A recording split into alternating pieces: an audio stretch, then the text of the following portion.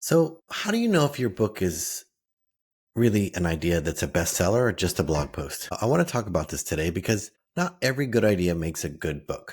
And what makes some books incredible aren't necessarily the same things that make a blog post great, or make an incredible article, or an incredible TED Talk, or a podcast episode, but not a whole book. So, here's something I think about when I'm wondering if this idea I have is a book or a blog post. And if you're writing a book, or at least you're thinking about writing a book, you want to think about what's the long-term impact this is going to have on my life. Yes, as you write to the reader, you want to think about them and the voice you're speaking to them in and what they're in for and why they're there. But before you worry even about the audience, you need to worry about, why am I doing this? Because if you don't know why you're doing this, something you invest a whole lot of time and money in could have really been done in a podcast or blog or even a reel. And you don't want to spend your time and effort doing something that takes months or years that you could have done in an afternoon. So we're going to dive right in what it could be, what you need to know and understand about how to develop your book idea so you don't waste your time, money, or effort and focus on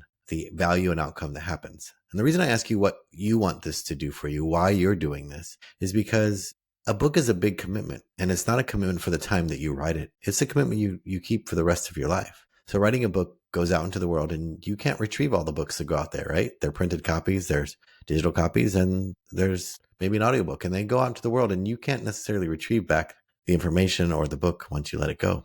So you have to be willing to hang on to this idea for a while. Yes, you might change and grow, you might become a different person, but fundamentally who you are is pretty grounded in the essence of your personality, your persona. Those things don't always fundamentally shift too drastically, like your focus in a career or your entrepreneurship, your brand, your business, or even where you care about things in the moment. Maybe you're a parent now and you're raising kids. You think, I'll write a book about this, about raising kids. And then your kids grow up and they're no longer being raised. Do you want to still have that conversation?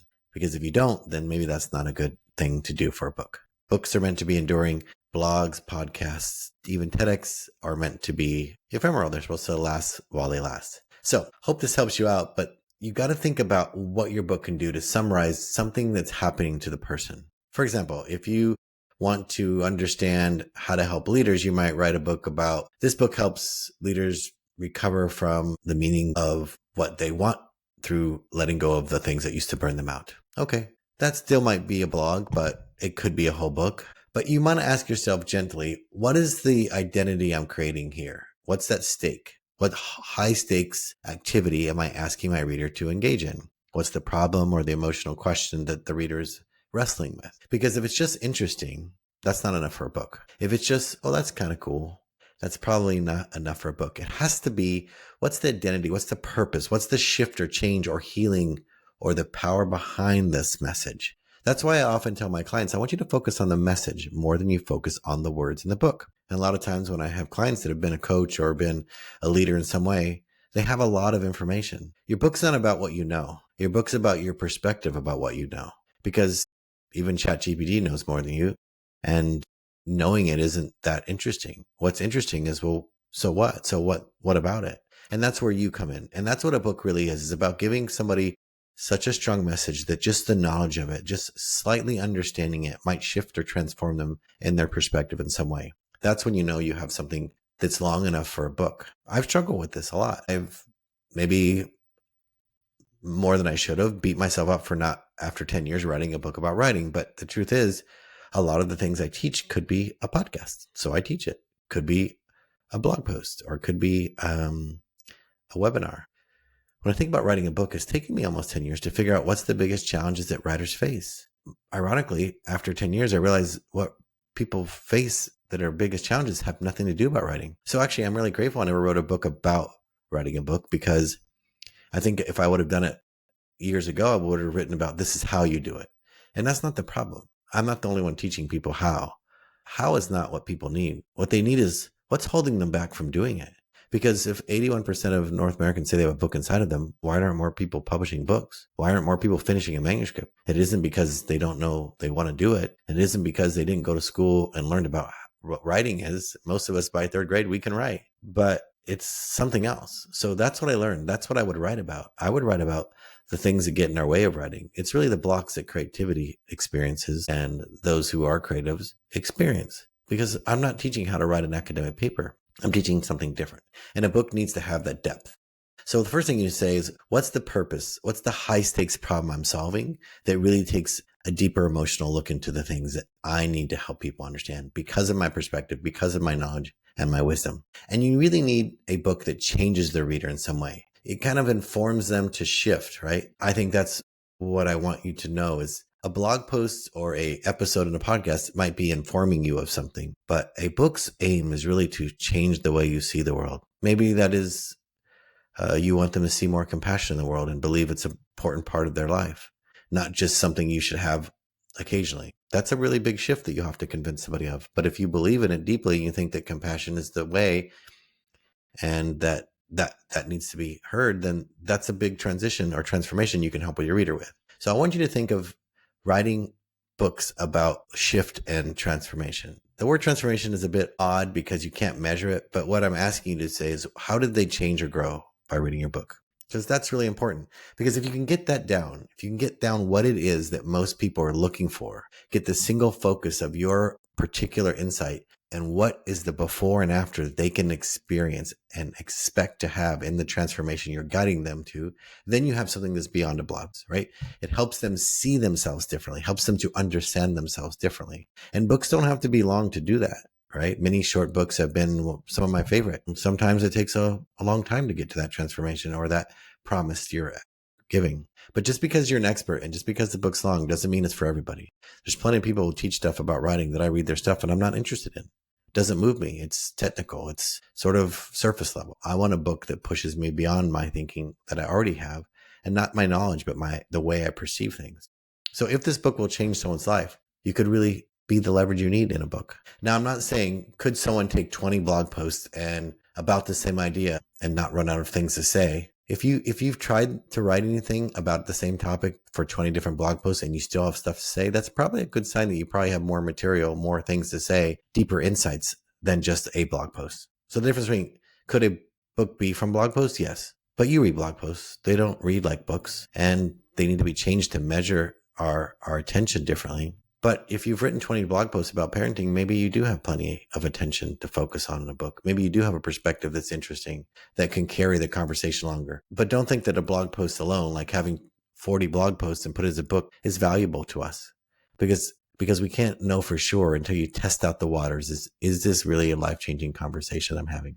I really like TEDx, like their philosophy, at least the way it's described, is it's an idea worth spreading. It's simple, but it's clear. In the same way, your book should be an idea worth spreading.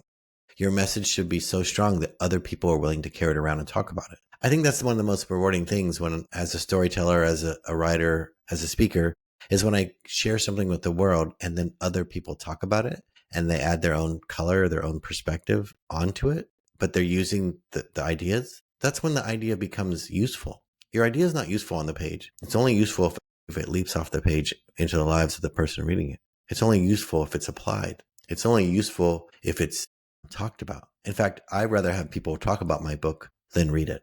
And that might hurt your feelings, or you think, wow, I wrote all this time to write my book. Yeah. But if the one idea that changes my life is in the first sentence or two, does it matter that they read the whole book? If you changed their life, right? But sometimes you need to read the entire book before you figure out what it is that you notice. So books have a long life, right? They're meant to be experienced. They're printed. Blog posts aren't printed. You don't have blog posts hanging in your home. Well, maybe you do. I don't. They're meant to be tangible. Even if it's a digital copy, you're meant for it to be yours. Blog posts could go away at any time, and you have to have the computer. Books have a different meaning. So think of a book as a message with a different meaning, a deeper meaning than something that could disappear easily, and hang on to it. And if you have several topics you've been writing about, talking about, speaking about, that's probably a sign that it has range, depth, and like durability to hold up over time. So first ask yourself, is my book for me or for someone else? Is this a bigger conversation with depth and emotional understanding? Does it solve some high stake problem, or is it just a simple blog post idea? Because what you want is to know, will this change the life of my reader, or will it just make them informed? You don't want to write a book about something that informs people.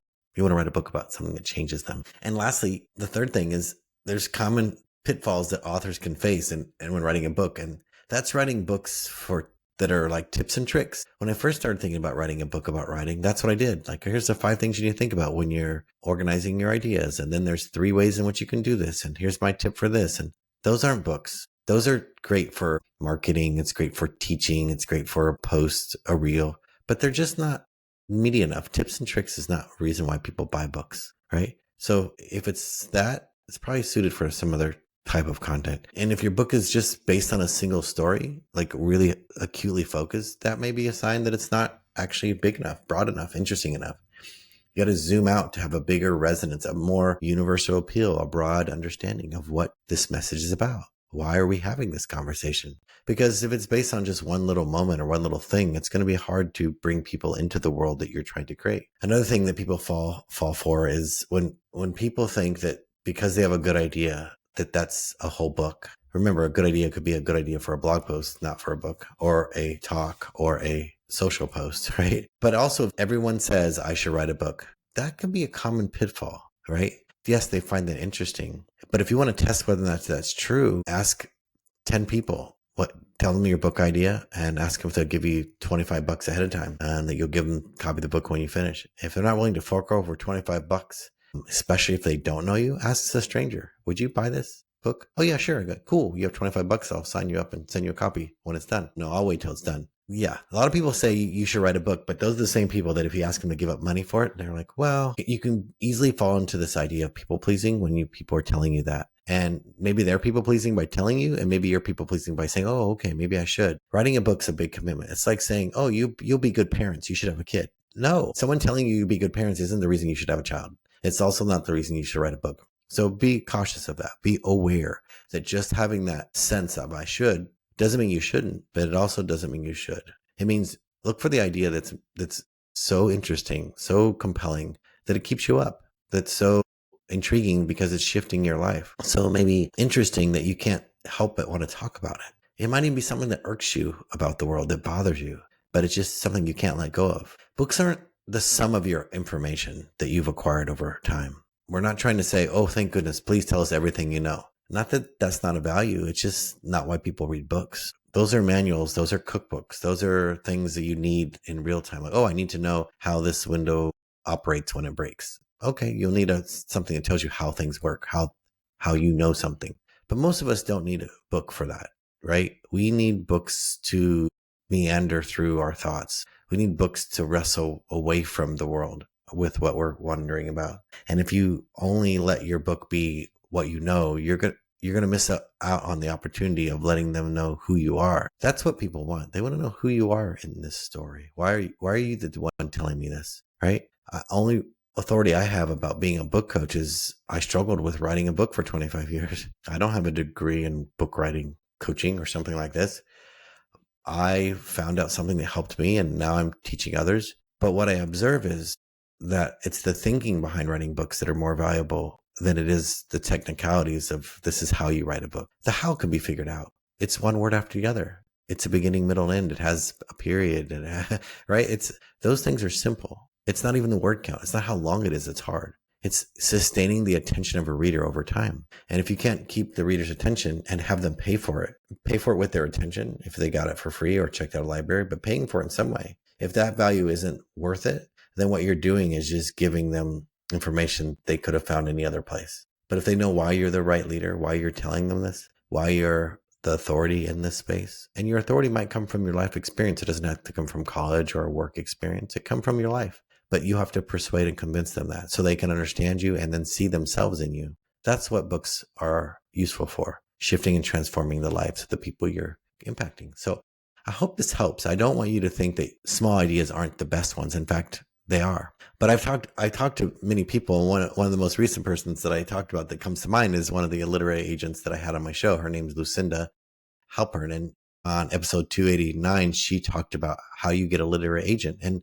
the reason that was helpful is she helps break down what publishers are looking for, because publishers are looking for what readers are looking for. And sometimes we don't always know what they're looking for, but what they are looking for is a perspective. They are looking for a guide. They are looking for someone who has a reason to be telling this, not just a good idea. I know it seems like, well, isn't it just if it's a good idea, won't that be enough? Maybe, but it kind of needs to go deeper. So don't force a book out of something that could be a blog post, and don't throw away book idea just because it doesn't look polished yet or it looks really simple or small, right?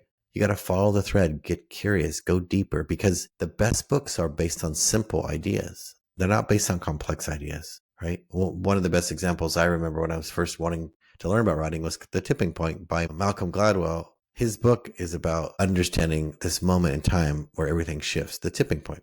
What's great about it is I can still talk about it 25 years later. And it was really clear what his message was, and it was insightful. And it was his insights about what he's learned. Yeah, I still remember it. I don't read it. I don't have it on my shelf, but it's enduring within me. And that's what you want. You want to give something really powerful. You want to help them, right? You want to know clearly, what does this transformation that my book is promising look like? Is this something people really need, or is it something more that I want to say? And if it's one or the other, it's fine. But when there's synergy of both, it's even more potent. The last thing I'll say, consider is ask yourself, could this sustain a 200-page book about this 5-minute thing that they come to? Or is this just a small breakthrough that they could get in 5 minutes if you just gave them the thing, right? Make sure you understand those things, because what you want to do is be able to hold the attention of a reader over a course of time. You want to encourage them to make the transformation through the words and stories. And also, you don't want to buy it into a conversation you're not willing to have over and over and willing to teach it after the book's live. The book is about you and for you, but it's also about the reader and for the reader. So I hope that helps you. One of the things you can do if you want to test out whether or not your idea is the right idea is come join our 5-day challenge. The 5-day challenge is a week long, or 5 days, really, it's not a week, but 5 days of working on your book idea, getting the idea out of your head and onto the page, getting clarity about why that idea is meaningful, why you're the one to write it, and how to execute and get a plan for getting started on your book idea with just 20 minutes a day. Because if you're busy like me, sometimes that's all you have. So that 5-day writing challenge is coming up here. If you go to our website, you'll see there on a link. You can go to 5-day writing challenge on Authors Who Lead and join the challenge. I will put the link in the show notes, but I really appreciate those of you who take the step to write, to take action, to not hold on to anything inside of your heart. And as many of you who've listened for a long time know, one of my favorite authors is Maya Angelou. And I love the quote that she shared. It's inspired me to keep writing, which is, there's no greater agony than an untold story inside of you. And if you have a story, if you have a message inside of you, it's time to write. And I don't want you to get lost or get discouraged. So please check out our writing challenge on our website and join us. So many amazing things have happened. In fact, one person actually joined our challenge, and in that 5-day challenge got their winning book idea that they wanted and started writing. And with that idea, they went into the biggest publisher in the country, and got a book deal just from joining this challenge. So this challenge is really powerful and potent, and you can learn really quickly how you can turn your idea from a blog post, if that's what it is, into something more, especially if you understand the depth and complexity of your topic. I hope this really helps. I look forward to seeing you on the challenge, and don't give up writing just because the book idea is not clear yet. Just keep writing. All right. Thank you so much, and I hope you have an amazing day.